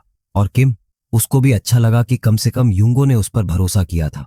भाई, कुछ भी चाहिए तो बता देना, स्टॉक में सब मिलेगा। लेकिन युंगो अब और उधारी लेने के मूड में नहीं था। काफी हो गया। किम ने राक्षसों से रास्ता साफ किया, उसके घर जल्दी पहुंचने की व्यवस्था की। अब और कुछ मांगना ऑकवर्ड होता। बस 1 घंटा और युंगो अपने घर पर होगा। पर एक प्रॉब्लम थी, युंगो की हालत फटीचर लग रही थी। ऐसी फटी पुरानी हालत में घर लौटेगा, फैमिली सोचेगी कि तूने खुद मॉन्स्टर्स से लड़ा था। तो कपड़े बदलने का टाइम अब सिर्फ एक सवाल था, युंगो का स्टाइल क्या होगा? युंगो को किम से इतनी हेल्प लेकर पहले ही अजीब लग रहा था, पर एक स्टाइलिश एंट्री का मौका वो छोड़ नहीं सकता था। तो aviator glasses plus cool jacket चाहिए भाई को। ब्रो, तू एकदम टॉप क्लास ट्रक ड्राइवर लग रहा है अब। और तभी बूम! आखिरी कुछ हाउंड्स भी निपटा दिए गए। युंगो ने एक नए लेवल का कॉन्फिडेंस गेन किया और अब वो पूरे एपोक्लिप्स में भी ट्रक लेकर मस्त घूम सकता था। युंगो ने बिना 1 सेकंड गवाए ट्रक स्टार्ट किया। भाई, आराम से। लेकिन कौन सुन रहा था? फॉर्मूला 1 के ड्राइवर भी युंगो की स्पीड देखकर शर्मा जाए। किम बेचारा बस पकड़ने की कोशिश कर रहा था। Slow down BRO। पर युंगो के लिए ये कोई एपोक्लिप्स नहीं बल्कि रेस्ट्रैक था। टूटे फूटे रास्ते, कोई फर्क नहीं पड़ता। गड्ढे, ट्रक को कौन रोक सकता है? बेचारे किम की हालत ऐसी थी कि कभी भी उल्टी हो सकती थी। पर सुखद समाचार, युंगो ने 1 घंटे का सफर सिर्फ 20 मिनट में पूरा कर दिया। Finally home. पर यह कोई घर नहीं था, बस टूटी फूटी इमारतों का मलबा। युंगो ट्रक से उतरा, सामने अपने घर को देखा, या कहें जो बचा था उसे। ये सब कैसे हो गया? खुद को दिलासा देने लगा। शायद ये पुरानी बिल्डिंग्स थीं, इसीलिए गिरी होंगी। पर अंदर से हाथ कांप रहे थे। दरवाजे के सामने खड़ा था, पर हिम्मत नहीं थी खोलने की। क्या होगा अगर अंदर कुछ बुरा दिखे? अगर मेरी फैमिली वहां नहीं हुई तो? अगर दरवाजा खोलकर सिर्फ बेजान शरीर मिले तो? गला सूख चुका था, सांस भारी थी, पर हाथ अभी भी हिल नहीं रहा था। किम ने पीछे से देखा और सब समझ गया। युंगो जान पर खेलकर यहां तक आया था, 20 मिनट में ट्रक उड़ाकर। पर अब दरवाजा खोलने से डर लग रहा था। अगर अंदर सिर्फ सन्नाटा हुआ तो? किम जानता था अगर अंदर कुछ बुरा मिला तो युंगो शायद बच न पाए। इसलिए किम ने आगे बढ़कर युंगो के कंधे पर हाथ रखा। भाई, मैं खोलूं? युंगो जम गया, चेहरे पर डर, आंखों में आंसू और जुबान पर गिड़गिड़ाती हुई आवाज। प्लीज किम, तू खोल दे। किम समझ गया, अगर वो युंगो की जगह होता तो उसे भी यही चाहिए होता। किम ने गहरी सांस ली और दरवाजे की ओर बढ़ा। मैं खोल रहा हूं। पर तभी धड़ाम, दरवाजा खुद ब खुद खुल गया। किम और युंगो शॉक में जम गए। युंगो ने आंखें चौड़ी कर दी। सामने उसकी बीवी और बेटी खड़ी थी। युंगो, एक नरम जानी पहचानी आवाज, डैडी। युंगो जम गया। उसकी बीवी की आंखों में आंसू छलक पड़े और उसकी छोटी बेटी भागती हुई उसकी तरफ आई। युंगो ने एक पल भी बर्बाद नहीं किया, उसे पकड़कर जोर से गले लगा लिया, जैसे वो कभी छोड़ने ही नहीं वाला था। उसकी बीवी भी उन्हें जकड़कर रोने लगी और फिर युंगो खुद भी टूट गया। वो रो रहा था जैसे कभी रुकेगा ही नहीं। किम बस थोड़ी दूरी से खड़ा देख रहा था, उन्हें उनका पल जीने दे रहा था। पर तुमने दरवाजा खोला कैसे? युंगो ने आखिरकार पूछा, आंसू पोंछते हुए। मैंने बाहर से आवाजें सुनी, पीप होल से देखा और फिर दरवाजा खोल दिया, उसकी बीवी ने बताया। लेकिन तभी, दाद, मैं तुमसे नफरत करता हूं, युंगो की बेटी ने सिसकते हुए चिल्लाया। इतनी देर क्यों लगा दी? मैं बहुत डर गई थी। युंगो के दिल में छुरा सा लगा, पर इससे पहले कि वो कुछ कहता, ये कौन है? युंगो की बीवी की नजर किम पर पड़ी। ओह, तभी युंगो को एहसास हुआ, किम। पर तब तक बाम, किम जमीन पर गिर पड़ा। किम, युंगो ने चिल्लाया, घबराकर उसकी ओर दौड़ा, पर किम को कुछ सुनाई नहीं दिया। उसकी आंखें धीरे धीरे बंद हो रही थीं। अंधेरा छा गया और फिर वैक, ऊच, क्या था ये? किम को किसी ने जोर से मारा। पिलो फाइट, असंभव। उसकी बड़ी बहन, वो तकिया हाथ में लिए खड़ी थी और किम जमीन पर गिरा पड़ा था। क्या जरूरत थी इतनी जोर से मारने की? किम चिल्लाया, इतनी जोर? उसकी बहन ने आंखें घुमाई। रोने वाला, ये तो हल्का था। किम गुस्से से उठा और सीधा डैड के पास जाने लगा। मैं पापा से शिकायत करने जा रहा हूं। लेकिन उसकी बहन बिल्कुल भी परेशान नहीं हुई, तकिया हवा में घुमाते हुए, pillow fight champion of the month. तभी डैड बैठे थे, किम और उसकी छोटी बहन के साथ। फैमिली कभी कभी अनोइंग लग सकती है, पर एक दिन तुझे समझ आएगा ये छोटी छोटी लड़ाइयां भी कितनी कीमती होती हैं। किम सुन रहा था, लेकिन उसे तब समझ नहीं आया था। फिर या किम्स डैड, मां गुस्से में अंदर आई। मैंने डिनर में मदद मांगी थी और तुम यहां बच्चों को कहानियां सुना रहे हो। अगला सीन, पूरी फैमिली टेबल पर बैठी थी, खाना खा रही थी, हंस रही थी, बातें कर रही थी। मां ने अचानक शक भरी नजरों से बड़ी बहन को देखा। सोआय, हमेशा फोन में क्या देखती रहती हो? बड़ी बहन झेंप गई, मां की आंखें सिकुड़ गईं। टेल मी, कोई क्रश है? मैं बस अपने दोस्तों से चैट कर रही थी। सोए, गड़बड़ा गई। मॉम सीरियस, मैं अभी मिडिल स्कूल में हूं। लेकिन किम के डैड ने जैसे बात ही नहीं सुनी। वैसे सोए, तुम बॉक्सिंग में काफी दिलचस्पी रखती हो, है ना? हाँ, तो यंग कोरियन मिडिल स्कूल में एक बेहतरीन स्पोर्ट्स क्लब है, तुम्हें वहां जाना चाहिए। सोए ने स्माइल किया, लेकिन थोड़ा शरारती अंदाज में। सच कहूं तो, उसने धीरे से कहा, मैंने वही स्कूल सिर्फ बॉक्सिंग क्लब के लिए चुना। व्हाट? किम एकदम चौकन्ना हो गया। किम भी उसी स्कूल में पहुंच गया। वो एक्साइटेड था, नए दोस्त बनाऊंगा, मस्ती करूंगा, लाइफ मजेदार होगी। लेकिन सब कुछ उल्टा हो गया। वो नए दोस्त नहीं बना पाया, बल्कि बुली बनने लगे। हर दिन किसी ना किसी सीनियर से थप्पड़, घूंसा, मजाक उड़ाना, और किम कुछ नहीं कर सकता था क्योंकि वो लड़ नहीं सकता था। पर एक दिन क्रैक, किसी की हड्डी टूटी। बुलियों की आंखें डर से चौड़ी हो गईं। किम की सिस्टर सोए ने एक घूंसे में एक बुली की कलाई तोड़ दी थी। किम के चेहरे पर सुकून आ गया, बच गया। लेकिन वो सुकून ज्यादा देर नहीं टिका। सोए ने गहरी सांस ली, फिर किम को देखा। तू इतना कमजोर क्यों है? किम ने निगल लिया। अब से तेरी ट्रेनिंग शुरू। और वहीं से शुरू हुआ। धीरे धीरे किम की आंखें खुलीं। कहां हूं मैं? क्या हो रहा है? मैं अनकॉन्शियस कैसे हो गया?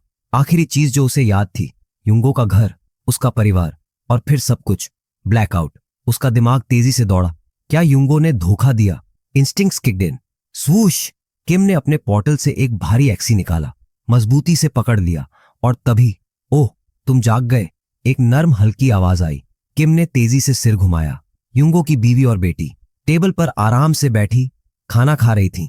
उन्होंने किम को हैरानी से देखा। किम धीरे धीरे सामान्य हुआ। उसने इधर उधर देखा। मैं युंगो के घर में हूं। और फिर उसकी नजर सोफे पर गई, जहां युंगो चैन की नींद सो रहा था। फिर उसे एकदम से याद आया, भाई, वो तो सीधा डोर के बाहर ही गिरकर बेहोश हो गया था। यो की वाइफ ने बताया था कि वो लिटरली कोलैप्स हो गया था और तब से आउट कोल्ड पड़ा था। डैम, लगता है वो जितना टायर्ड सोच रहा था, उससे कहीं ज्यादा था। किम ने नीचे देखा। उसके हाथ में वो हैवी सी एक्स अभी भी थी, और एक सेकंड के लिए तो उसे याद ही नहीं आया कि ये हाथ में क्यों है। मैं क्या सोच रहा था भाई? उसने कंफ्यूज्ड होकर सोचा। बिना टाइम वेस्ट किए उसने झट से उसे वापस अपने पोर्टल में गायब कर दिया, पक्का करते हुए कि कोई देख न ले, खासकर यो की वाइफ। उसे तो बिल्कुल भी ये चीज पता नहीं चलनी चाहिए थी। उसने पूछा कि वो कितनी देर सोया था, और यो की वाइफ ने कैजुअली कहा, बस कुछ घंटे ही हुए हैं, लेकिन फिर बिना किसी वार्निंग के वाइब पूरी तरह से चेंज हो गई। यो की वाइब एक सॉफ्ट सी स्माइल के साथ उसे थैंक करने लगी। वो बोल रही थी कि वो कितनी ग्रेटफुल है किम के लिए, कैसे उसने यंगो की जान बचाई, उसे सेफली घर वापस लाया। उसकी बातों का वेट महसूस हो रहा था, आईज में जो ग्रेटिट्यूड था और जिस तरीके से उसने सिर झुकाकर थैंक्स कहा, वो सब देखकर किम थोड़ा ऑकवर्ड फील करने लगा। मतलब उसे आदत नहीं थी इतने इमोशनल थैंक्स की। वो बस बात को टाल देना चाहता था, जैसे कोई बड़ी बात ही नहीं थी। लेकिन फिर उसने सोचा, यंगो ने भी तो उसकी हेल्प की थी, ऐसा नहीं था कि उसने सब अकेले किया। तभी अचानक यंगो की आंख खुली। अभी भी थोड़ा ग्रॉगी था, बट यूएस ने बिना टाइम वेस्ट किए अपनी वाइफ की बात को सपोर्ट करना शुरू कर दिया। उसने जोर देकर कहा कि किम ने उससे कई गुना ज्यादा किया है। यंगो को ऐसा लग रहा था जैसे किम एकदम हीरो है, लाइफ सेवर टाइप। उसने तो ये भी बोल दिया कि अगर वो खुद भी ना होता तब भी किम समहाउ वहां तक पहुंच ही जाता। और जैसे ही माहौल थोड़ा हैवी हो रहा था, यो की वाइफ ने एकदम से टॉपिक बदल दिया। सबको भूख लगी होगी ना? बस वाइब फिर से शिफ्ट हो गया। तभी किम के पेट से जोर की आवाज आई, क्लासिक कार्टून वाला ग्राउल। उसे रियलाइज हुआ कि भाई, उसने तो पता नहीं कब से कुछ खाया ही नहीं। यो की वाइफ ने बताया कि यंगो ने तब तक कुछ नहीं खाया था जब तक किम उठ नहीं गया। उस बात पे किम खुद को रोक नहीं पाया, एक छोटी सी स्माइल आ ही गई। यंगो अपने उस गूफी से ग्रिन के साथ बोला, भाई तू नहीं होता तो हम तो अभी तक फास्टिंग कर रहे होते। और बस दोनों हंसते हुए बोले, चलो अब खाना टाइम। और फिर सीधा कट हुआ उस स्टीमिंग हॉट किमची स्ट्यू पर जो किम के सामने रखा था। उसकी आईज उस पर पड़ी नहीं कि उसकी माउथ वाटरिंग शुरू हो गई। स्मेल इतनी स्ट्रांग थी कि उसे अपनी मॉम की याद आ गई। दिल थोड़ा टाइट फील हुआ, लेकिन एक अच्छा सा फील, नॉस्टैल्जिक टाइप। खाना कोई फैंसी नहीं था। यो की वाइफ ने खुद एडमिट किया कि ज्यादा कुछ अवेलेबल नहीं था, लेकिन किम के लिए भाई ये था luxury. Kimchi stew after everything he'd been through. उसके लिए इससे बड़ी दावत कुछ नहीं हो सकती थी। पहला बाइट ही हेवनली। जैसे ही वो स्ट्यू उसकी जुबान पर लगा, भाई fireworks, literal fireworks in his brain. हर सेल उसकी बॉडी का जैसे बोल रहा था, अंत में जिंदा हूं। वो फ्लेवर, वो हीट इतना परफेक्ट था कि उस पर भरोसा करना मुश्किल हो रहा था। और फिर बस एक पल में उसे वापस खींच लिया। उस टाइम में जब वो अपने फैमिली के साथ बैठकर खाना खाता था, जब जिंदगी सिंपल थी और दिल हल्का। लेकिन जैसे जैसे खाना खत्म होने लगा, किम के दिल में एक भारी सी लहर आई। 3 महीने में पहली बार ऐसा खाना खाया था जिसने उसे घर की याद दिला दी। फैमिली की कमी इतनी तेज लगी कि ऑलमोस्ट फिजिकल पेन फील होने लगा। यंगो ने नोटिस किया कि किम अचानक थोड़ा साइलेंट हो गया है, तो उसने सॉफ्टली बात मोड़ दी वापस उनकी जर्नी की तरफ। उसने मेंशन किया कि अगला स्टॉप है गंगनाम। किम थोड़ा कंफ्यूज था, कुछ पल के लिए समझ ही नहीं पाया कि यंगो क्या कह रहा है। पूरी बात थोड़ी ऑफ सी लगी। फिर यंगो ने सब एक्सप्लेन किया। उसने पहले ही अपनी वाइफ से इस बारे में बात कर ली थी। जैसे ही उसने किम की कहानी सुनी, उसने इंसिस्ट किया कि जैसे किम ने यंगो को उसके परिवार तक पहुंचाया, वैसे अब यंगो को भी किम की मदद करनी चाहिए। किम अभी भी थोड़ा पजल्ड फील कर रहा था। इवन अगर यंगो उसे गैंगनाम तक छोड़ भी देता, फिर वापस कैसे जाएगा, सेफ कैसे रहेगा? तब दोनों बाहर निकल गए फ्रेश हवा लेने, और वहीं पर यंगो ने पूरा प्लान खोलकर रख दिया। उसका कहना था वो अपने ट्रक में किम को गैंगनाम तक ड्रॉप करेगा। उसके बाद किम अपनी इलेक्ट्रिक बाइक वहीं छोड़ देगा और यंगो उस बाइक को यूज करके वापस घर चला जाएगा। ये सुनकर किम थोड़े रिलैक्स मोड में आया, बट फिर भी कुछ तो गड़बड़ लग रही थी। क्यों? मतलब सीरियसली क्यों इतना रिस्क ले रहा था यंगो? उसके पास ट्रक था, रिसोर्सेज थे, फैमिली सेफ थी, तो फिर ये सब क्यों? यंगो कॉम्बैट फाइटर नहीं था, ना कोई अवेकेंड एबिलिटी। अगर रास्ते में कोई बड़ा मॉन्स्टर जैसे वाइपर टाइप अटैक कर दे तो सीधे गेम ओवर। और ये बात किम को खटक रही थी। आखिरकार उसने पूछ ही लिया, भाई तू ये सब कर क्यों रहा है? अपनी जान रिस्क पे क्यों डाल रहा है मेरे लिए? यंगो हल्के से मुस्कुराया, जैसे उसे पता था कि किम ये सवाल जरूर पूछेगा। और फिर उसने असली रीजन ड्रॉप किया। तूने मेरी हेल्प क्यों की थी किम? किम चुप रहा। तूने कुछ मांगा नहीं, कोई फेवर नहीं मांगा, बस हेल्प की। अगर तू उस दिन टनल में नहीं होता, मैं नहीं बचता। और अब यंगो वही फेवर वापस करना चाहता था, बिकॉज अब वो दोनों सेम बोट में थे। किम के पास अवेकेंड पावर जरूर थी, बट दैट डिडंट मीन उसकी जिंदगी इजी हो गई थी। किम बस सुनता रहा, कुछ कहने को था भी नहीं। शायद यही सबसे रियल मोमेंट था। दो लोग एक दूसरे को बिना डील किए बस इंसान की तरह समझ रहे थे। यंगो समझता था वो फीलिंग, जब तुम्हारे पास बस उम्मीद बचती है कि शायद तुम्हारा फैमिली कहीं बाहर सेफ होगा। यही रीजन था कि उसने टनल वाला पागलपन किया था, और अब वो चाहता था कि किम भी वही खुशी फील करे जो उसने की थी जब वो अपनी फैमिली से दोबारा मिला। लेकिन फिर अपनी ट्रेडमार्क स्लाई ग्रिन के साथ यंगो ने अश्योर किया कि अगर हालत ज्यादा डेंजरस हो गए तो वो निकल जाएगा। मेरा ड्राइविंग स्किल है ना, उसने बोला, मैं किसी भी मॉन्स्टर को गच्चा दे सकता हूं, जान बचानी आती है। बेसिकली वो अपने आप को मारने नहीं जा रहा था, सो किम को टेंशन लेने की जरूरत नहीं थी। और तभी किम को एक फ्लैशबैक हिट किया। उसे याद आया जब वो टनल के लिए निकला था, रास्ते में एक कार दिखी थी जिसकी कीज अब भी अंदर थी। उस वक्त यंगो चाहता तो अकेला निकल सकता था, सबको छोड़ सकता था, लेकिन उसने ऐसा नहीं किया। वो रुका और सबकी मदद की। वहीं पर किम को समझ आया, यंगो जो कह रहा है वो सच नहीं है। वो कभी उसे पीछे छोड़ने वाला था ही नहीं, बस एडमिट नहीं करना चाहता था कि वो कितनी दूर जाने को रेडी है किम की मदद करने के लिए। तो किम ने एक सॉफ्ट सी स्माइल दी और बोला, ठीक है चलो, लेकिन साथ में एक कंडीशन रख, अगर तू मेरे साथ आ रहा है तो अपना पूरा परिवार भी लाएगा। फिर उसने बताया कि उसने अपनी सब स्पेस एबिलिटी को अपग्रेड कर लिया है, अब वो दूसरों को भी अंदर ले जा सकता है। किम ने समझाया कि उसकी सब स्पेस अब एक सेफ जोन है, बिल्डिंग से कहीं ज्यादा सिक्योर। सुनते ही बिना एक सेकंड डिले किए यंगो ने अपने गैंगस्टर टाइप सनग्लासेस पहन लिए और बोला, बॉस मोड एक्टिवेटेड, और ट्रक की तरफ चलते हुए ग्रिन मारा, ready to drive like a legend. उधर किम ने सब स्पेस को लेवल 2 पर अपग्रेड किया था, 16 माना स्टोन्स यूज करके।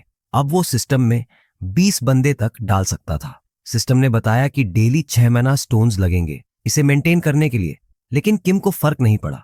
सिस्टम ने पूछा, एक्सटर्नल प्रेजेंस अलाउ करनी है, और किम ने बिना रुके यस क्लिक कर दिया। कुछ ही सेकंड्स में यंगो, उसकी वाइफ और उसकी बेटी तीनों सब स्पेस में एंटर कर गए। उनके फेसेस पे एक्सप्रेशंस बिल्कुल स्पीचलेस थे। पूरा लॉजिटेक सेंटर उनके सामने था, massive, full of resources, infinite stuff. Kim ने पैक्स को आवाज दी और बोला, meet your new guests. Yango ने अपनी फैमिली से कहा, जो चाहिए पैक्स संभाल लेगा, सब कुछ अवेलेबल है, यूज करो जितना मर्जी। यंगो की वाइफ की आंखें लिटरली डिसबिलीफ में फटी रह गईं। ये सब सच है? किम बस मुस्कुराया और बोला, मुझे थोड़ी देर के लिए बाहर कुछ काम है, तब तक टम लॉग एंजॉय करो, ये प्लेस अब तुम्हारा है। और फिर यंगो ने अपनी बेटी से पूछा, प्रिंसेस बनना है डैडी के साथ? उसके बाद जो एक्सप्रेशन था ना उस छोटी सी बच्ची का, प्योर हैप्पीनेस। किम दूर से देख रहा था और उसकी स्माइल खुद ब खुद आ गई। लेकिन यही खत्म नहीं था। किम की एबिलिटी में एक नया फीचर अनलॉक हुआ, एक लैब सिस्टम। अब वो किसी भी रजिस्टर्ड आइटम को कंबाइन, क्लासिफाई या ट्रांसफॉर्म कर सकता था। पॉसिबिलिटीज लिटरली एंडलेस हो गई थी। किम बैठा था, दिमाग पूरी स्पीड में दौड़ रहा था। मेरी पावर सच में ये है। उसे याद आया जब उसकी एबिलिटी पहली बार अनलॉक हुई थी। सिर्फ बेसिक सबस्पेस, कुछ भी स्टोर कर सकता था। एक बार जो अंदर गया वो हमेशा के लिए उसका। लेकिन फिर एक पागल एक्सीडेंट में पूरा लॉजिटेक सेंटर उसकी सब स्पेस में स्टोर हो गया। बस वहीं से सब चेंज हो गया। उसकी एबिलिटी और लॉजिटेक सेंटर की सिस्टम मर्ज हो गई। अब कोई भी उसकी सब स्पेस में एंटर नहीं कर सकता सिवाय किम के। लेकिन सबसे क्रेजी चीज, PSAI फ्रॉम लॉजिटेक, वो भी मर्ज हो गया। अब वो cold robotic AIs emotions feel करने लगे थे, जैसे लेजिट इंसान बन गए हों। और जैसे ये सब कम था, लॉजिटेक के सिस्टम्स जैसे शिपमेंट फंक्शन भी इवॉल्व हो गए थे। अब किम कोई भी आइटम 100 किलोमीटर प्रति घंटा की स्पीड से बाहर लॉन्च कर सकता था। मतलब subspace alone was crazy, but with Pax's AI, pure madness. Kim खुद एक्सपेक्ट नहीं कर रहा था कि उसकी पावर इतनी अपग्रेड हो जाएगी। और फिर लेवल 2 के बाद सिस्टम ने एक और ऑप्शन अनलॉक किया, वो फिर से कुछ भी सबस्पेस में डाल सकता है। उसके पास अब लिटरल माइनक्राफ्ट IRL वाला पावर था। वो कुछ भी मिला सकता था, बना सकता था, क्रिएट कर सकता था। अब वो सोचने लगा, लेवल 3 या 4 पे क्या होगा, क्या अनलॉक होगा। बिल्कुल मूवी वाला फील आने लगा था। बस अब पॉपकॉर्न की कमी थी। सोचने से कुछ नहीं होने वाला था। किम के पास अभी इतने मना स्टोन्स नहीं थे कि वो लेवल अप कर सके। इसलिए फिलहाल उसे ये डिसाइड करना था कि सब स्पेस में अगली चीज क्या डाली जाए। पिछली बार लॉजिटेक सेंटर डाला था और वो एक छुपा हुआ वरदान साबित हुआ। लेकिन अब किम एक मैजेस्टिक ओरा के साथ अपने सिस्टम को कमांड देता है, store the entire earth in my subspace. हाँ, आपने सही सुना, पूरा पृथ्वी। अगर ऐसा हो जाता तो हर एक इंसान स्पेस में तैरता हुआ मिलता। सिस्टम ने कंफर्मेशन मांगा। किम ने थोड़ी टेंशन में कंफर्म भी कर दिया। 2 मिनट बीते, कुछ नहीं हुआ। सिस्टम ने नोटिफिकेशन भेजा, failure, Earth is outside the storage range. Kim ने लंबी सांस ली। एक्सपेक्टेड था, पर ट्राई तो करना बनता था। तभी युंगो आ गया और गांगनम के रूट के बारे में बात करने लगा। किम ने सुना, लेकिन तुरंत पूछ लिया, तू अपनी बेटी के साथ खेलने नहीं गया था? युंगो ने शांति से मुस्कुराकर बताया, वो उस पुराने बिल्डिंग में कभी सेफ महसूस नहीं करती थी, डरती थी। लेकिन अब यहाँ वो सिक्योर महसूस करती है, और इसलिए आज पहली बार वो सो पाई है। और ये सब तुम्हारे कारण हुआ किम। किम हमेशा की तरह हम्बल था। तूने भी तो मेरी उतनी ही मदद की है। तेरे ड्राइविंग स्किल्स नहीं होते तो मैं यहाँ तक पहुंच ही नहीं पाता। दोनों का हिसाब बराबर था। लेकिन तभी युंगो ने सीरियस एक्सप्रेशन में कहा, भाई अब से मैं जो बन पड़ी डीडेगा तेरे लिए करूंगा। सीन बदला और युंगो फिर से अपनी ट्रक चला रहा था, गॉड मोड में, गैंगस्टर ग्लासेस के साथ। किम को महसूस हुआ कि हवा भारी हो गई है, कुछ ऑफ लग रहा था। युंगो मस्त मूड में बोला, ड्राइविंग ही मेरी असली ताकत है, कोई मुझसे तेज नहीं चला सकता। सीट बेल्ट बांध ले भाई, राइड अभी वाइड होने वाली है। किम को पता था अब क्या होने वाला है। अंदर ही अंदर रोने लगा और फिर बूम, युंगो ने एक्सेलरेटर मारा। ट्रक मिसाइल की तरह उड़ चला। कुछ ही समय में उन्होंने लंबा सफर तय कर लिया, पर हर तरफ बर्बादी, टूटी सड़कें, उजड़े इमारतें, हर जगह केओस। युंगो चिल, किम डेड इनसाइड। थोड़ी देर बाद डेस्टिनेशन नजदीक था, पर सामने दिखी मिलिट्री बैरिकेड, और वो भी स्पाइक स्ट्रिप्स के साथ। किम को इंस्टेंटली लगा कुछ तो गड़बड़ है। फिर सामने से एक जीप आई, पर अंदर के लोग मिलिट्री जैसे बिल्कुल नहीं लग रहे थे। डेंजर। किम को समझ आ गया, अगर भागने की कोशिश की तो गोली मार देंगे। युंगो ने टेंस होकर पूछा, अब क्या करें? किम ने पोर्टल खोला, तू अंदर जा, बाकी मैं देख लूंगा। युंगो बिना देर किए पोर्टल में घुस गया। किम अब ट्रक के पास अकेला खड़ा था। 3 बंदे बंदूक लेकर स्वैगर में उसकी तरफ आए। मसल हेड ने चिल्लाकर कहा, ट्रक से बाहर निकल। किम ने सिर्फ घातक नजरों से देखा, नो वर्ड्स, जस्ट रेज। फिर ट्रक से बाहर निकल आया। उन्होंने ट्रक का बैग खोला और आंखें चमक उठी। पूरा ट्रक खाने से भरा हुआ था। जैकपॉट, ये सब खाना तेरा है। किम ने काम होकर सिर हिला दिया, मसल हेड फ्लेक्स करते हुए, अब से ये सब हमारा है। किम जान गया, ये फौजी नहीं है, सिर्फ भूखे स्कैवेंजर्स हैं। उन्होंने पूछा, तू ये सारा सामान कहां से लाया? So this is it for today's video. और अगले पार्ट में क्या किम को मिलेंगे वो हिडन वेपन्स, या सबस्पेस में छिपा है कोई और रहस्य?